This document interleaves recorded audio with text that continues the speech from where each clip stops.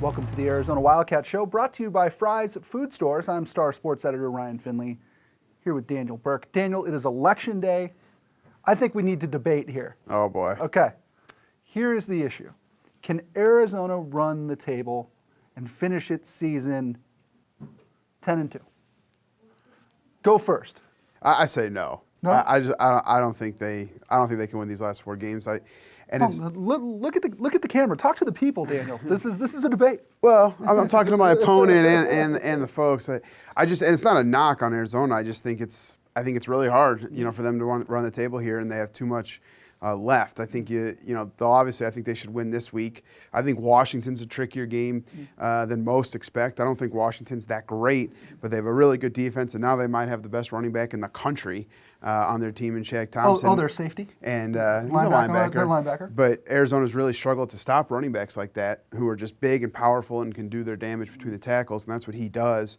And then I think going on the road against Utah is an exceptionally tough game, with or without Drez Anderson and whatever they have. I think that's a very tough game and a tough atmosphere. And then you come home and you play what I view as the class of the Pac-12 South right now, and in Arizona State, and a team that, fair or not, has had Arizona's number the last 2 years. So, and I don't think they're any worse than they were last year, even with a whole new defense. So I just think, could they go 3-1? Absolutely, but I think 4-0, no way with what they have left.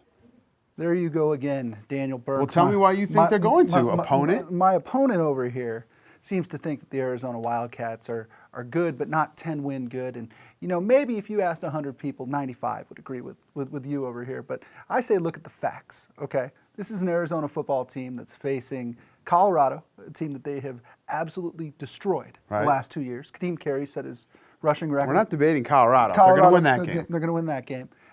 You talk about Washington Huskies. In a league where everybody has a quarterback, Washington has no quarterback. Cannot win a game in this league without a quarterback. I would rather have Sefo Liufau, the quarterback at Colorado, as I butcher his name. I'd rather have him than Siler Miles. You would have to agree with me there. Probably, but okay. I also think Washington may have the most talented defense in the Pac-12. Moving on. 2 first-round picks and Shaq Thompson. Moving on. Utah, without their best player, Drez Anderson. This is a team that looked like a team of destiny, but they've had some real problems. Also, they've had some kicking issues. Some real problems. If you're going to acknowledge that Arizona's had some kicking issues, got to acknowledge that Utah's got some kicking issues. I didn't mention their kicking problems, Arizona. Okay. Arizona comes home to face Arizona State. And as we've learned in the past, Daniel Burke, the team that's expected to lose the Arizona State game always wins. But if Arizona wins their next 3, they won't be expected to lose that game. I think they would be. They'd be 9-2. The worst ASU would be 1 loss, but probably 2.